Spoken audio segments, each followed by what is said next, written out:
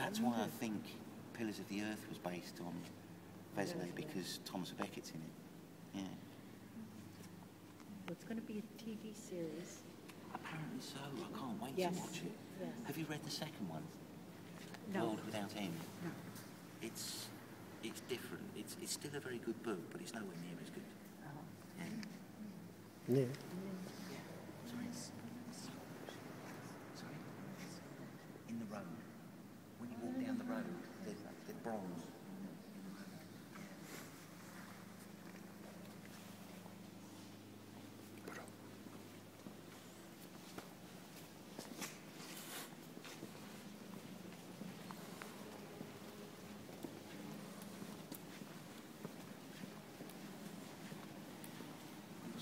Walking around, a lot of marks in the floor. These are the stonemasons' marks. When Viollet-le-Duc came here to do his restoration, a lot of the stones had been removed, and the place was in a ruin. And he decided to put the stones back this way up. Normally, you'd never see these, but he thought historically it's interesting, and it's how the stonemasons got paid. They put their signature. Each one's different. And they get paid by the piece. So this is my favourite one in the church. This is the story of Eugenie. Now, my little town is called Varzy, and it's not very far from Clancy, where the boat is going to. And we used to have a little monastery and a little convent back in the 9th century. And Eugenie, that's her in the middle. She was the daughter of the local lord, and we're going back to the feudal system here. And she decided to give up the good life, and she entered a monastery. She disguised herself as a man, and that, you can see she's got the monk's haircut. So you've now got a young girl who is virtually a princess, if you like, from that time, disguised as a man in a monastery. It gets more bizarre. She was very devout. And she lived there for many years in the monastery, and she got promoted and she became the abbot. So you've now got a young woman who's the abbot of a monastery. Now, monks back then were kept in cells. They were locked in, if you like. It was a closed community. But the abbots were in charge, and they were allowed to go visiting on church business and doing all sorts of different things. Eugenie used to deal in wool, and she went to the local market one day. And when she got back to the monastery, having sold the wool, she found the sheriff and a couple of bailiffs, and she was arrested because she'd been accused of rape. And she was accused of raping a nun from the local monastery. So you can imagine, big scandal, she's dragged into court, and of course, under the feudal system, the judge in a serious case was always the local lord. It's her father. So this is the court we've seen. On the left-hand side, you can see the nun, she's pointing, she's accusing. On the right-hand side, we already know in medieval carvings, somebody with a chin on their hand is worried because he's suddenly worked out who it is in the dock who's accused, and it's his daughter. And of course, her defence was to open up that monk's habit and say it's impossible.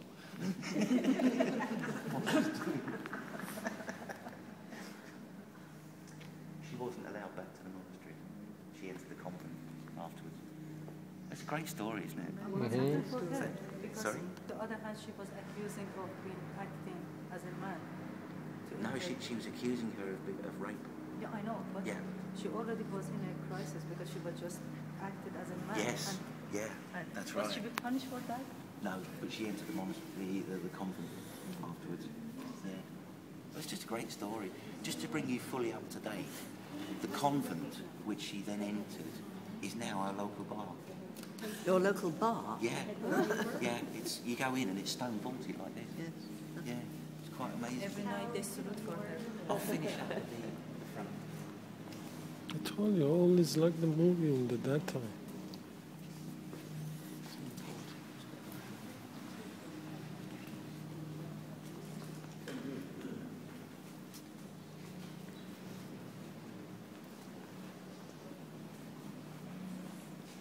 مثل یه دونه داستان اینجوری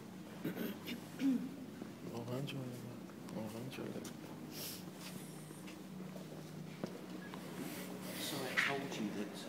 Vézelay became incredibly important during the Middle Ages.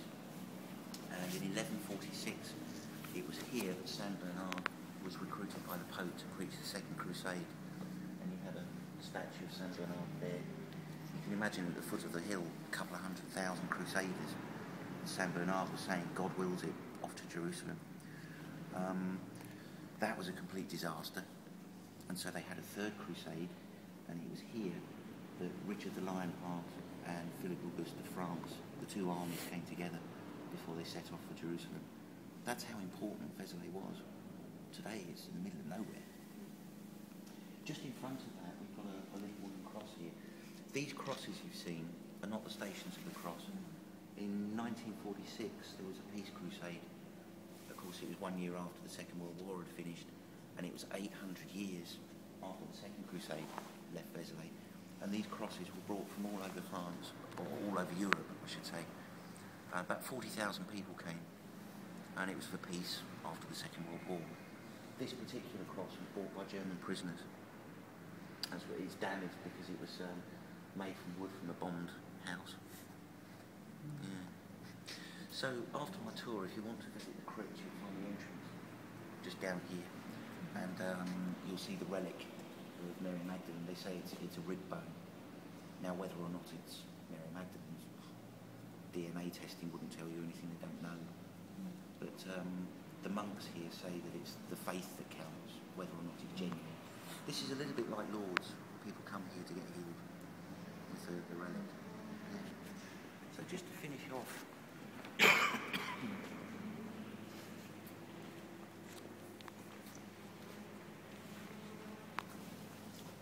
we have a dramatic change in the building. Behind you is Romanesque. This is very early 14th century Gothic. And it's quite unique to have the two joined together. Now what was happening in the very early 14th century was the abbot here decided he wanted a new church in the new style, which was Gothic, which had just been invented. So they were demolishing the church bit by bit and rebuilding in the new style of Gothic. But at that time, some monks down in Provence had been doing some digging in a graveyard, and they found a coffin that was surrounded by a load of other coffins in a circle. And they thought, wow, this person's really important, because everybody wanted to be buried right next door to this person. So they thought, Mary Magdalene's still here. She's not at Vézelay. So they wrote to the Pope, and the Pope had to make a decision. Where's Mary Magdalene? Is she still in Provence, or is she still at Vézelay? And the decision went against Vézelay. And so the pilgrims stopped coming in such massive numbers. That's how much money the pilgrims would bring.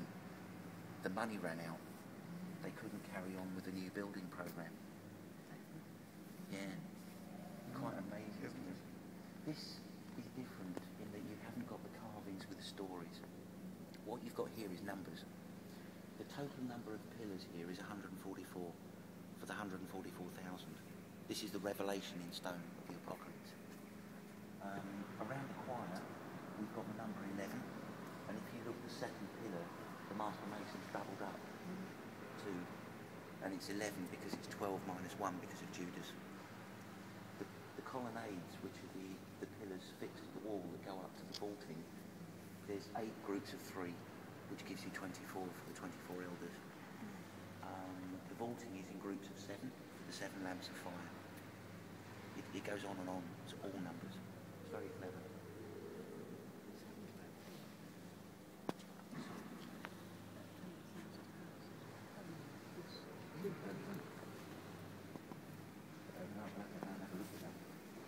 No idea.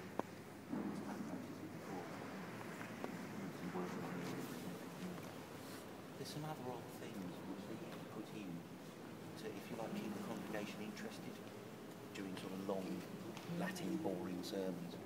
If you look, you've got a leaf with a pillar there. There's a little head sticking out. It's all things done to keep the congregation interested.